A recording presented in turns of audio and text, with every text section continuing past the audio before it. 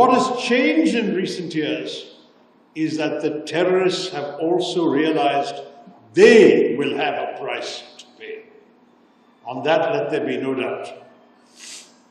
When, for the first time, India breached the line of control between India and Pakistan to conduct a surgical strike on a terror base, a launch pad, the Uri strike in September 2015, that was already something we had not done before. Even during the Kargil war, we had not crossed the line of control. In Uri we did. Then came the attack in Pulwama in January 2019. This time we crossed not only the line of control, we crossed the international border and we struck a terrorist headquarters in Balakot. This time we have gone beyond both of those. We have not only gone beyond the line of control and the international border, we have struck at the Punjabi heartland of Pakistan by hitting terror bases, training centers, terror headquarters in 9 places.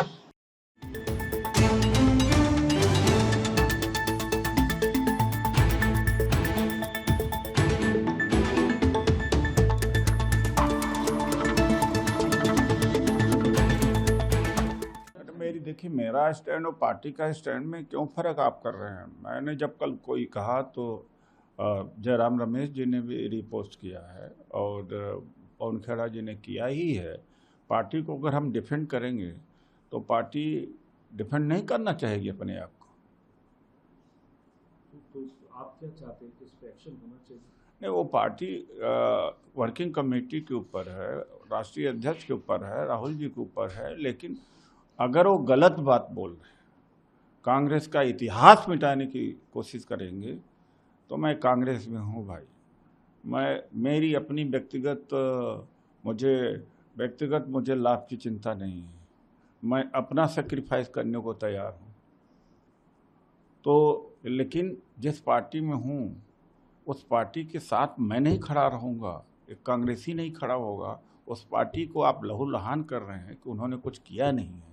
ये फर्जी मोदी जी का फर्जी surgical strike को आप बड़ा महिमा मंडित कर रहे हैं। क्या अचीव किया है?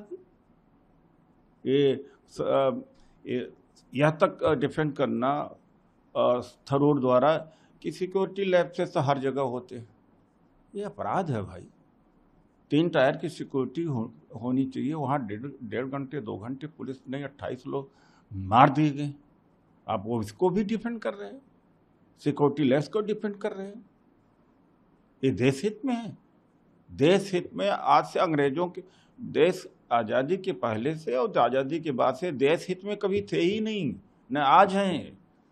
मोदी सेना का पराक्रम का श्रेय सेना को जाना कि मोदी जी ये वर्दी पहन के घूम रहे हैं। मोदी जी जैसी जगह गए थे लड़ने क्या? सेना की क्रेडिट, सेना का शौर्य सेना तक रहना चाहिए, सेना को देना चाहिए।